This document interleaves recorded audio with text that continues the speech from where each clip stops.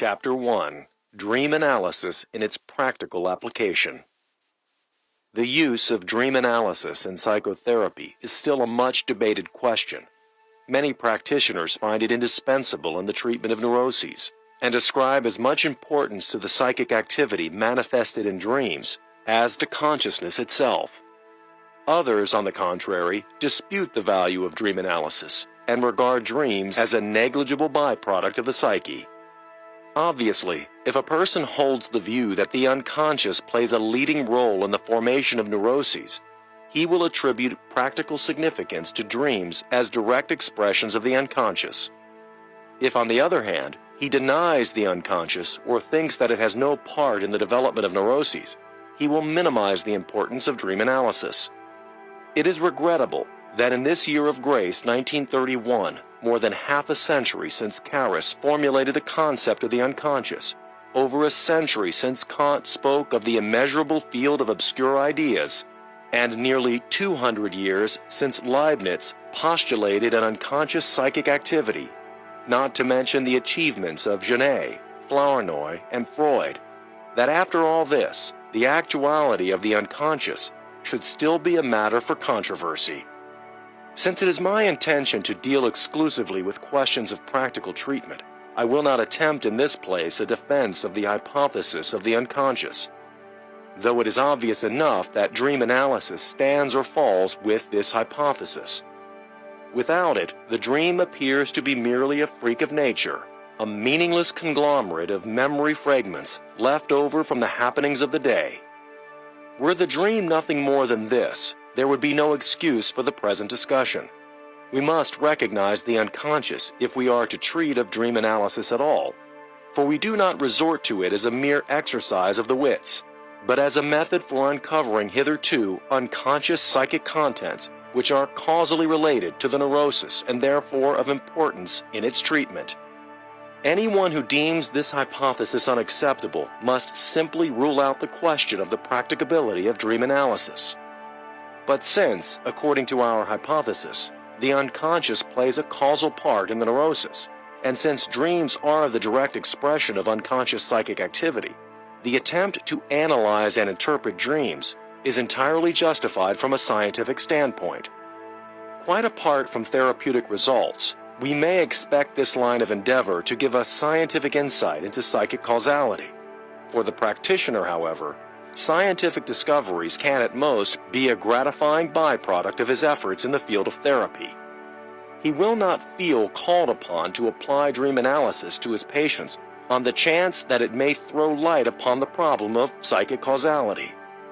He may believe, of course, that the insight so gained is of therapeutic value, in which case he will regard dream analysis as one of his professional duties.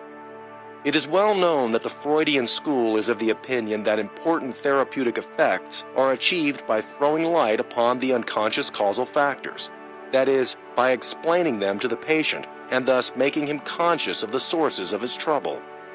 If we assume for the time being that this expectation is borne out by the facts, we can restrict ourselves to the questions whether or not dream analysis enables us to discover the unconscious causes of the neurosis, and whether it can do this unaided or must be used in conjunction with other methods. The Freudian answer, I may assume, is common knowledge. My own experience confirms this view inasmuch as I have found that dreams, not infrequently, bring to light in an unmistakable way the unconscious contents that are causal factors in a neurosis. Most often, it is the initial dreams that do this.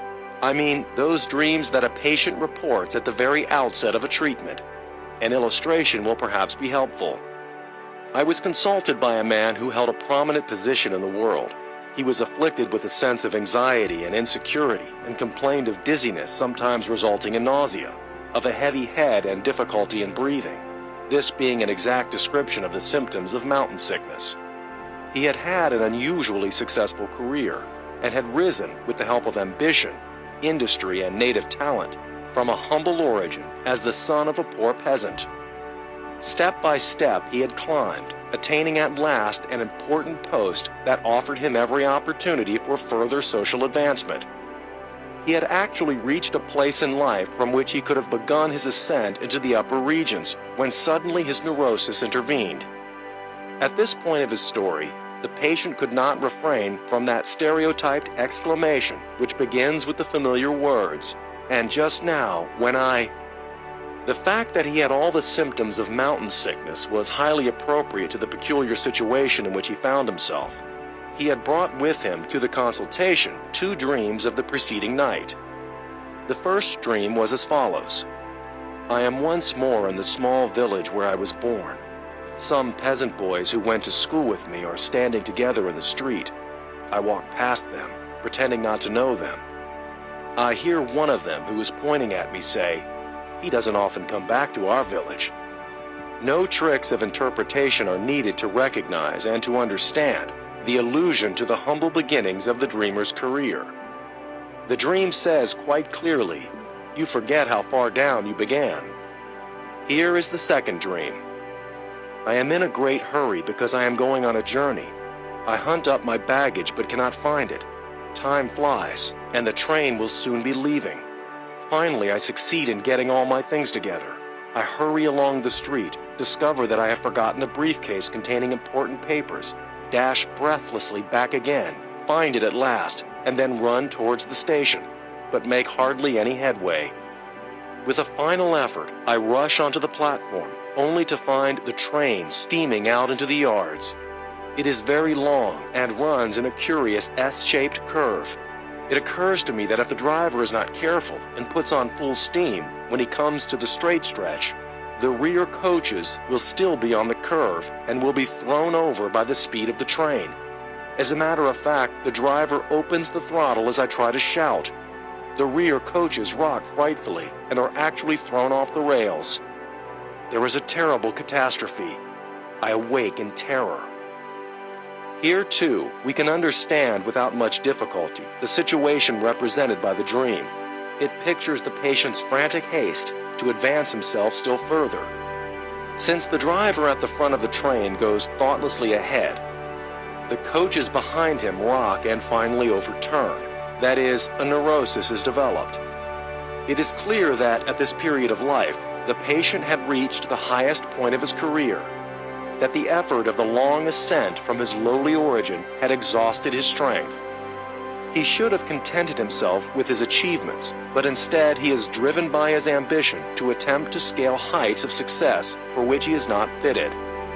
The neurosis came upon him as a warning. Circumstances prevented my treating the patient, and my view of his case did not satisfy him.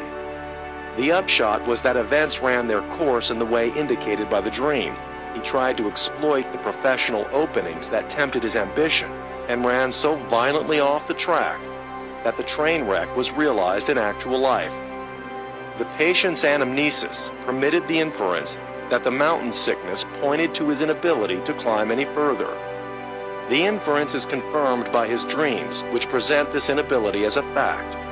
We here come upon a characteristic of dreams that must take first place in any discussion of the applicability of dream analysis to the treatment of neuroses. The dream gives a true picture of the subjective state, while the conscious mind denies that this state exists, or recognizes it only grudgingly. The patient's conscious ego could see no reason why he should not go steadily forward. He continued his struggle for advancement, refusing to admit the fact which subsequent events made all too plain, that he was actually at the end of his tether. When, in such cases, we listen to the dictates of the conscious mind, we are always in doubt. We can draw opposite conclusions from the patient's anamnesis. After all, the private soldier may carry a marshal's baton in his knapsack, and many a son of poor parents has achieved the highest success. Why should it not be so in my patient's case? Since my judgment is fallible, why should my own conjecture be more dependable than his? At this point, the dream comes in as the expression of an involuntary psychic process not controlled by the conscious outlook. It presents the subjective state as it really is. It has no respect for my conjectures or for the patient's views as to how things should be, but simply tells how the matter stands. I have therefore made it a rule to put dreams on a plane with physiological fact.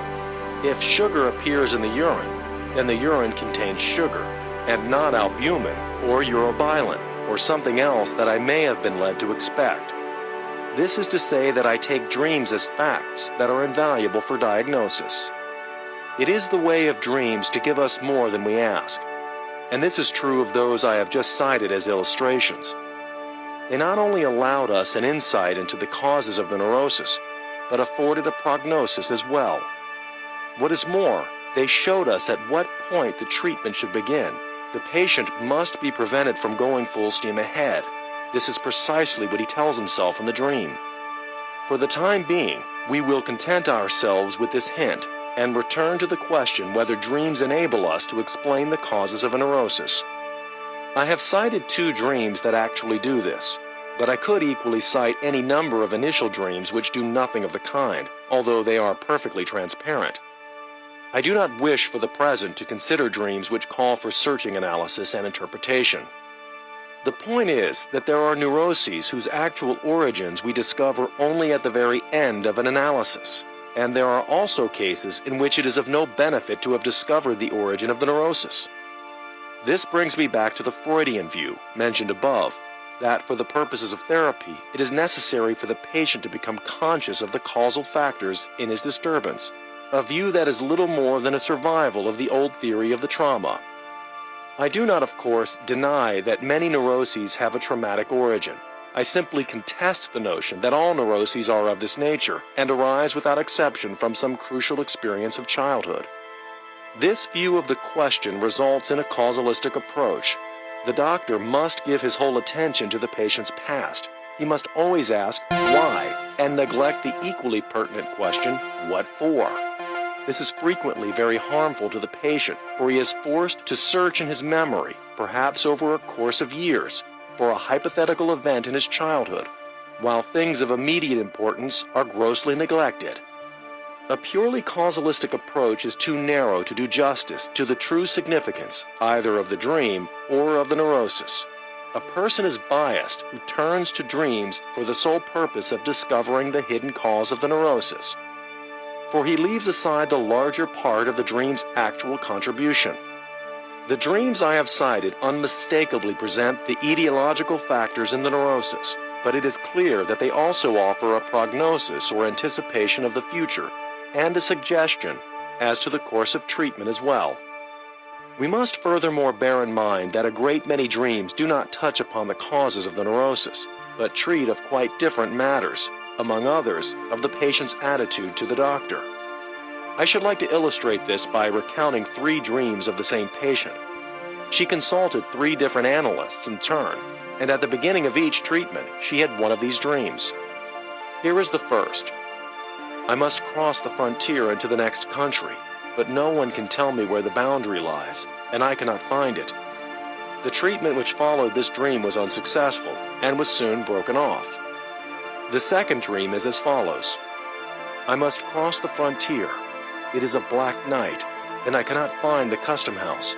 After a long search, I notice a small light far away, and suppose that the frontier lies over there. But in order to reach it, I must cross a valley and pass through a dark wood, in which I lose my sense of direction. Then I notice that someone is with me. This person suddenly clings to me like a madman, and I awake in terror. That treatment also was discontinued after a few weeks, the reason being that the patient was completely disoriented by the analyst's unconscious identification with her. The third dream took place when the patient came into my hands. It runs, I must cross a frontier, or rather, I have already crossed it and find myself in a Swiss custom house. I have only a handbag with me and believe that I have nothing to declare. But the customs official dives into my bag and, to my astonishment, pulls out 2 full-sized mattresses. The patient married during the course of her treatment with me, but not without a violent resistance to this step. The cause of her neurotic resistance came to light only after many months, and there was not a hint of it anywhere in these dreams. They are, without exception, anticipations of the difficulties she is to have with the analysts to whom she has come for treatment. I could cite many other dreams to the same effect, but these may suffice to show that dreams can be anticipatory and, in that case, must lose their particular meaning if they are treated in a purely causalistic way. These dreams give clear information about the analytical situation, and it is extremely important for the purposes of therapy that this be rightly understood. The first doctor understood the situation and sent the patient to the second. Here, she drew her own conclusions from her dream and decided to leave. My interpretation of her third dream disappointed her greatly, but she was distinctly encouraged to go on in spite of all difficulties by the fact that it reported the frontier already crossed. Initial dreams are often amazingly transparent and clear-cut, but as the work of an analysis progresses, the dreams in a little while cease to be clear. If they should prove exceptional and keep their clarity, we can be sure that the analysis has as yet not touched some important part of the personality. As a rule, the dreams become less transparent and more blurred shortly after the beginning of the treatment. It becomes increasingly difficult to interpret them. A further reason for this being that a point may soon be reached where the doctor is unable, if the truth be told, to understand the situation as a whole. This is how the matter really stands, for to say that the dreams are unintelligible is a mere reflection of the doctor's subjective opinion. Nothing is unclear to the understanding. It is only when we fail to understand that things appear unintelligible and confused. In themselves, dreams are clear. That is, they are just as they must be under the given conditions. If we look back at these unintelligible dreams from a later stage of the treatment, or from a distance of some years, we are often astounded at our own blindness. It is a fact that, as an analysis progresses, we come upon dreams that are strikingly obscure in comparison with the initial dreams. But the doctor should not be too sure that these later dreams are really confused, or be too hasty in accusing the patient of deliberate resistance. He would do better to take the fact as an indication of his own growing inability to understand the situation. The psychiatrist likewise is prone to call a patient confused when he would do well to recognize the projection and admit his own confusion, for it is really his understanding that grows confused in the face of the patient's strange behavior. For the purposes of therapy, moreover, it is highly important for the analyst to admit his lack of understanding from time to time, for nothing is more unbearable for the patient than to be always understood. The latter, in any case, relies too much upon the mysterious insight of the doctor, and, by appealing to his professional vanity, lays a dangerous trap for him. By taking refuge in the doctor's self-confidence and profound understanding, the patient loses all sense of reality, falls into a stubborn transference, and retards the cure. Understanding is clearly a subjective process. It may be very one-sided, in that the physician understands while the patient does not. In such a case, the doctor sometimes feels it is his duty to convince the patient, and if the latter will not allow himself to be convinced, the doctor accuses him of resistance.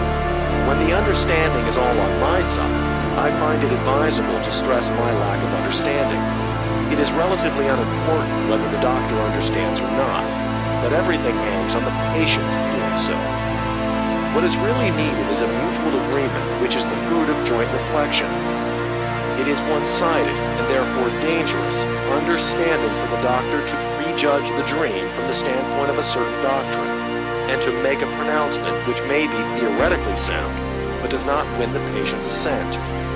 Insofar as the pronouncement fails in this respect, it is incorrect in the practical sense, and it may also be incorrect in the sense that it anticipates and thereby cripples the actual development of the patient. We appeal only to the patient's brain if we try to inculcate a truth, but if we help him to grow up to this truth in the course of his own development, we have reached his heart, and this appeal goes deeper and acts with greater force. When the doctor's interpretation is based merely upon a one-sided theory or a preconceived opinion, his chances of convincing the patient or of achieving any therapeutic results depend chiefly upon suggestion. And let no one deceive himself as to the effects of suggestion. In itself, suggestion is not to be despised, but it has serious limitations and reacts upon the patient's independence of character in a very undesirable way. practicing analyst may be supposed to believe in the significance and value of the widening of consciousness. I mean by this the procedure of bringing to light the parts of the personality which were previously unconscious and subjecting them to conscious discrimination and criticism. It is an undertaking which requires the patient to face his problems and taxes his powers of conscious judgment and decision. It is nothing less than a challenge to the ethical sense, a call to arms that must be answered by the whole personality. Therefore, with respect to personal development, the analytical approach is of a higher order than the methods of treatment based upon suggestion. This is a kind of magic that works in the dark and makes no ethical demands upon the personality. Methods of treatment based upon suggestion are deceptive makeshifts. They are incompatible with the principles of analytical therapy and should be avoided. But suggestion can, of course, be avoided only when the doctor is aware of the many doors through which it can enter. There remains in the best of circumstances enough, and more than enough, unconscious suggestion. The analyst who wishes to rule out conscious suggestion must consider any dream interpretation invalid that does not win the assent of the patient, and he must search until he finds a formulation that does. This is a rule which, I believe, must always be observed, especially in dealing with those dreams whose obscurity is evidence of lack of understanding on the part of the doctor as well as of the patient.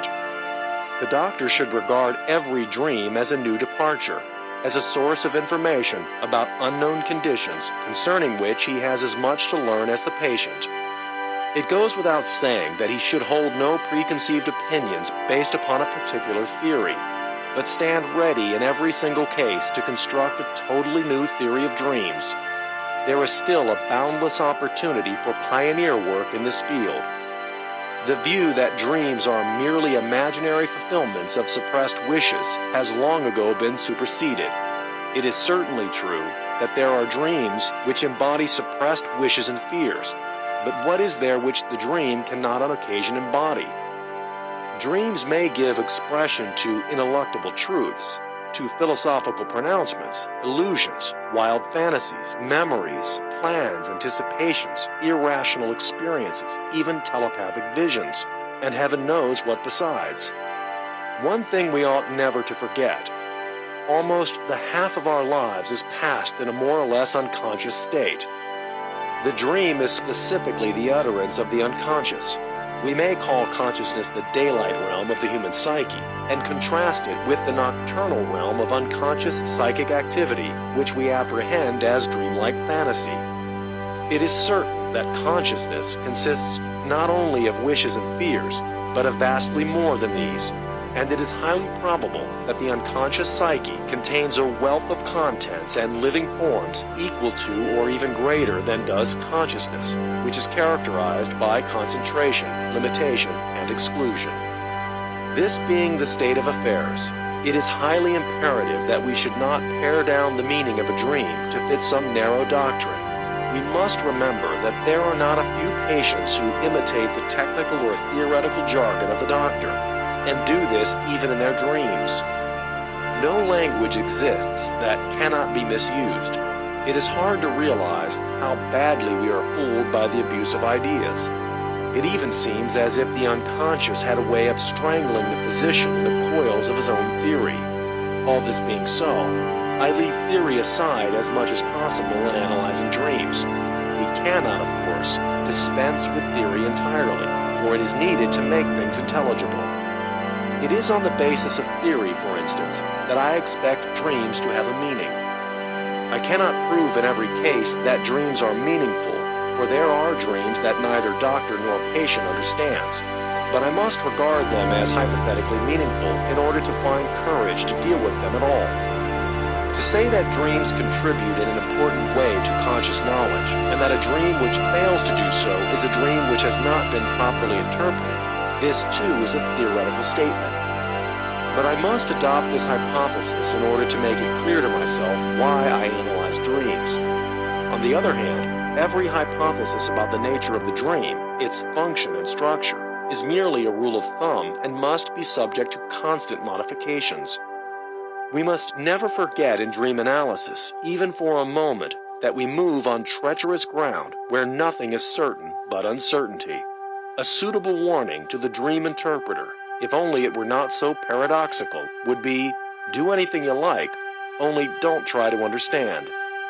When we take up an obscure dream, our first task is not to understand and interpret it, but to establish the context with minute care. What I have in mind is not a boundless sweep of free associations, starting from any and every image in the dream, but a careful and conscious illumination of those chains of association that are directly connected with particular images. Many patients have first to be educated to this task, for they resemble the doctor in their urgent desire to understand and to interpret offhand.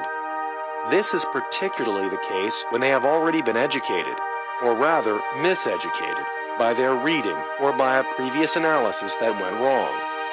They give associations in accordance with a theory. That is, they try to understand and interpret, and thus they nearly always get stuck.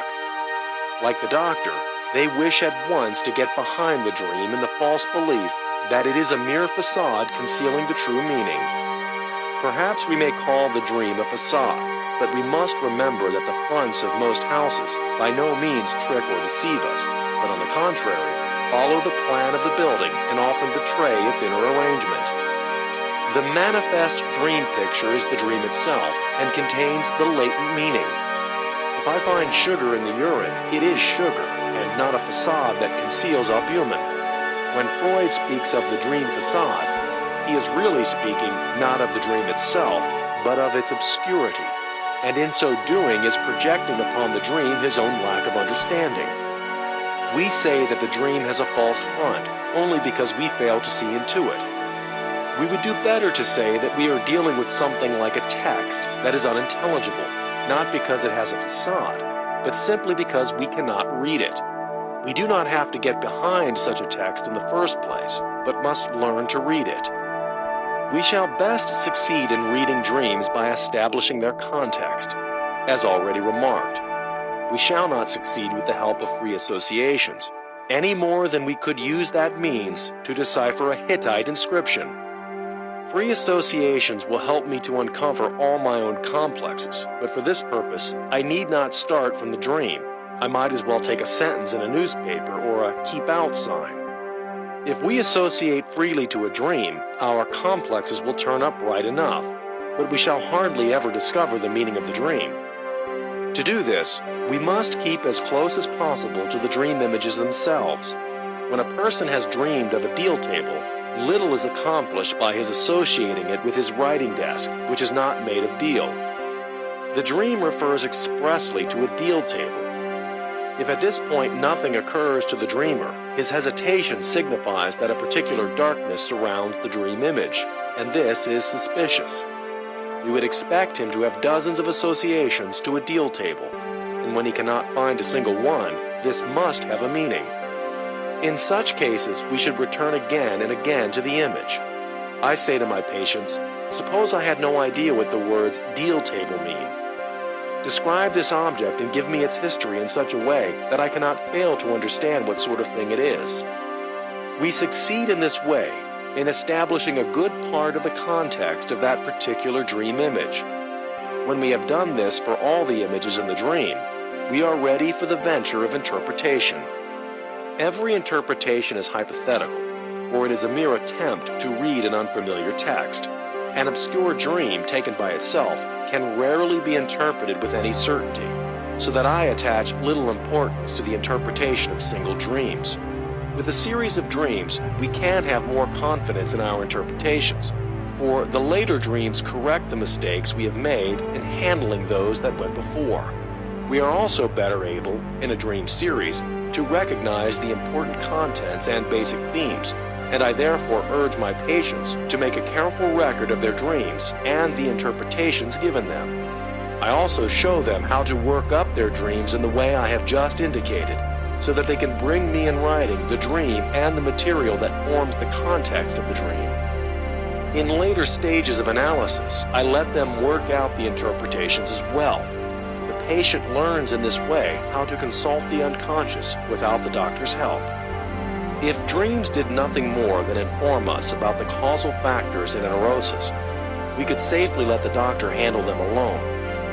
My way of dealing with them, moreover, would be quite superfluous if all that we could expect of them were a collection of hints and insights helpful to the doctor. But since it is probable, as I have shown in a few examples, that dreams contain more than practical helps for the doctor, dream analysis deserves very special consideration. Sometimes, indeed, it is a matter of life and death. Among many cases of this sort, I have been especially impressed with one that concerned a colleague of mine in Zurich. He was a man somewhat older than myself, whom I saw from time to time, and who always teased me on these occasions about my interest in dream interpretation. I met him one day in the street, and he called out to me, "How are things going? Are you still interpreting dreams? By the way, I've had another idiotic dream. Does it mean something too?" He had dreamed as follows. I am climbing a high mountain over steep, snow-covered slopes. I mount higher and higher. It is marvelous weather. The higher I climb, the better I feel. I think, if only I could go on climbing like this forever. When I reach the summit, my happiness and elation are so strong that I feel I could mount right up into space. And I discover that I actually can do this. I go on climbing on empty air. I awake in a real ecstasy. When he had told me this dream, I said, "My dear man, I know you can't give up mountaineering, but let me implore you not to go alone from now on. When you go, take 2 guides, and you must promise on your word of honor to follow their directions." "Incorrigible," he replied, laughing, and said goodbye. I never saw him again. 2 months later came the first blow. When out alone, he was buried by an avalanche, but was dug out in the nick of time by a military patrol which happened to come along. 3 months after this, the end came. He went on a climb accompanied by a younger friend, but without guides. An alpinist standing below him saw him literally step into the air as he was letting himself down a rock wall. He fell onto the head of his friend, who was waiting beneath him, and both were dashed to pieces far below. That was ecstasis in the full meaning of the word. No amount of skepticism and critical reserve has ever enabled me to regard dreams as negligible occurrences. Often enough they appear senseless, but it is obviously we who lack the sense and the ingenuity to read the enigmatical message from the nocturnal realm of the psyche. When we see that at least a half of man's life is passed in this realm, that consciousness has its roots there, and that the unconscious operates in and out of waking existence, it would seem incumbent upon medical psychology to sharpen its perceptions by a systematic study of dreams. No one doubts the importance of conscious experience. Why then should we question the importance of unconscious happenings? They also belong to human life, and they are sometimes more truly a part of it, for weal or woe, than any events of the day. Dreams give information about the secrets of the inner life and reveal to the dreamer hidden factors of his personality. As long as these are undiscovered, they disturb his waking life and betray themselves only in the form of symptoms. This means that we cannot effectively treat the patient from the side of consciousness alone, but must bring about a change in and through the unconscious. As far as present knowledge goes, there is only one way of doing this. There must be a thoroughgoing conscious assimilation of unconscious contents. By assimilation, I mean a mutual interpenetration of conscious and unconscious contents, and not, as is too commonly thought, a one-sided valuation, interpretation, and deformation of unconscious contents by the conscious mind. As to the value and significance of unconscious contents in general, very mistaken views are abroad. It is well known that the Freudian school presents the unconscious in a thoroughly depreciatory light, just as also it looks on primitive man as little better than a wild beast. Its nursery tales about the terrible old man of the tribe and its teachings about the infantile perverse criminal, unconscious, have led people to make a dangerous monster out of the unconscious, that really very natural thing. As if all that is good, reasonable, beautiful, and worth living for had taken up its abode in consciousness. Have the horrors of the World War really not opened our eyes? Are we still unable to see that man's conscious mind is even more devilish and perverse than the unconscious? I was recently reproached with the charge that my teaching about the assimilation of the unconscious, were it accepted, would undermine culture and exalt primitivity at the cost of our highest values. Such an opinion can have no foundation other than the erroneous belief that the unconscious is a monster. Such a view arises from fear of nature and of life as it actually is. Freud has invented the idea of sublimation to save us from the imaginary claws of the unconscious. But what actually exists cannot be alchemistically sublimated. And if anything is apparently sublimated, it never was what a false interpretation took it to be. The unconscious is not a demonic monster, but a thing of nature that is perfectly neutral as far as moral sense, aesthetic taste, and intellectual judgment go. It is dangerous only when our conscious attitude towards it becomes hopelessly false, and this danger grows in the measure that we practice repressions. But as soon as the patient begins to assimilate the contents that were previously unconscious, the danger from the side of the unconscious diminishes. As the process of assimilation goes on, it puts an end to the disassociation of the personality and to the anxiety that attends and inspires the separation of the two realms of the psyche. That which my critic feared, I mean the overwhelming of consciousness by the unconscious, is most likely to occur when the unconscious is excluded from life by repressions or is misunderstood and depreciated. A fundamental mistake, and one which is commonly made, is this. It is supposed that the contents of the unconscious are unequivocal and are marked with plus or minus signs that are immutable. As I see the question, this view is too naive. The psyche is a self-regulating system that maintains itself in equilibrium as the body does. Every process that goes too far immediately and inevitably calls forth a compensatory activity. Without such adjustments, a normal metabolism would not exist, nor would the normal psyche. We can take the idea of compensation, so understood, as a law of psychic happening. Too little on one side results in too much on the other. The relation between conscious and unconscious is compensatory. This fact, which is easily verifiable, affords a rule for dream interpretation. It is always helpful, when we set out to interpret a dream, to ask, what conscious attitude does it compensate? Although compensation may take the form of imaginary wish fulfillment, it generally presents itself as an actuality, which becomes the more strikingly actual, the more we try to repress it. We know that we do not conquer thirst by repressing it. The dream content is to be taken in all seriousness as something that has actually happened to us. It should be treated as a contributory factor in framing our conscious outlook. If we do not do this, we shall keep that one-sided conscious attitude which evoked the unconscious compensation in the first place. But this way holds little hope of our ever judging ourselves correctly or finding any balance in life.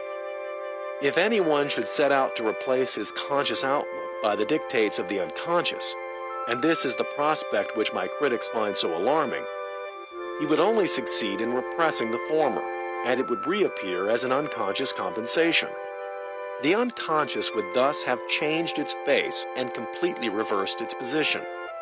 It would have become timidly reasonable, in striking contrast to its former tone. It is not generally believed that the unconscious operates in this way, yet such reversals constantly take place and constitute its essential function. This is why every dream is a source of information and a means of self-regulation, and why dreams are our most effective aids in the task of building up the personality. The unconscious itself does not harbor explosive materials, but it may become explosive owing to the repressions exercised by a self-sufficient or cowardly conscious outlook. All the more reason, then, for giving heed to that side. It should now be clear why I have made it a practical rule always to ask, before trying to interpret a dream, what conscious attitude does it compensate? As may be seen, I thus bring the dream into the closest possible connection with the conscious state. I even maintain that it is impossible to interpret a dream with any degree of certainty unless we know what the conscious situation is. For it is only in the light of this knowledge that we can make out whether the unconscious content carries a plus or minus sign. The dream is not an isolated psychic event completely cut off from daily life. If it seems so to us, that is only an illusion that arises from our lack of understanding. In reality, the relation between consciousness and the dream is strictly causal, and they interact in the subtlest of ways. I should like to show with the help of an illustration how important it is to find the true value of unconscious contents. A young man brought me the following dream. My father is driving away from the house in his new car. He drives very clumsily, and I get very excited about his apparent stupidity. He goes this way and that, forward and backward, repeatedly getting the car into a tight place. Finally, he runs into a wall and badly damages the car. I shout at him in a perfect rage, telling him he ought to behave himself. My father only laughs, and then I see that he is dead drunk. There is no foundation in fact for the dream. The dreamer is convinced that his father would never behave in that way, even if he were drunk. The dreamer himself is used to cars. He is a careful driver and very moderate in the use of alcohol, especially when he has to drive. Bad driving and even slight injuries to the car irritate him greatly. The son's relation to his father is good. He admires him for being an unusually successful man.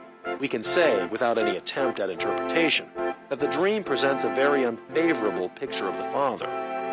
What then should we take its meaning to be as far as the son is concerned? Is his relation to his father good only in appearance, and does it really consist of overcompensated resistances? If this is so, we should attribute a plus sign to the dream content. We should have to tell the young man, this is your actual relation to your father. But since I could find nothing equivocal or neurotic in the facts about the son's relation to his father, I had no warrant for disturbing the young man's feelings with such a destructive pronouncement. To do so would have prejudiced the outcome of the treatment. But if his relation to his father is really excellent, why must the dream manufacture such an improbable story to discredit the father? The dreamer's unconscious must have a distinct tendency to produce such a dream. Has the young man resistances to his father after all, which are perhaps fed by jealousy or a certain sense of inferiority? But before we go out of our way to burden his conscience, and with sensitive young people there is always the risk that we do this too lightly, we had better for once drop the question of why he had this dream and ask ourselves instead, what for? The answer in this case would be that his unconscious clearly tries to depreciate his father. If we take this as a compensation, we are forced to the conclusion that his relation to his father is not only good, but even too good. The young man actually deserves the French sobriquet of son of dad. His father is still too much the guarantor of his existence, and he is still living what I call a provisional life.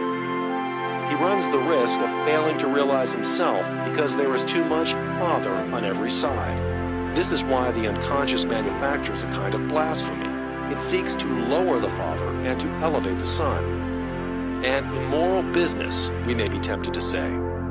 Every father who lacks insight would be on his guard here. And yet, this compensation is entirely to the point.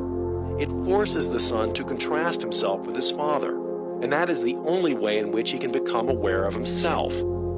The interpretation just outlined was apparently the correct one, for it struck home. It won the spontaneous assent of the young man, and did no violence to his feeling for his father, or to the father's feeling for him. But this interpretation was only possible when the father-son relation had been studied in the light of all the facts that were accessible to consciousness. Without a knowledge of the conscious situation, the true meaning of the dream would have remained in doubt. It is of the first importance for the assimilation of dream contents that no violence be done to the real values of the conscious personality. If the conscious personality is destroyed or even crippled, there is no one left to do the assimilating. When we recognize the importance of the unconscious, we are not embarking upon a Bolshevist experiment which puts the lowest on top. This would only bring about a return of the situation we are trying to correct. We must see to it that the conscious personality remains intact, for we can only turn the unconscious compensations to good account. Cooperates in the venture.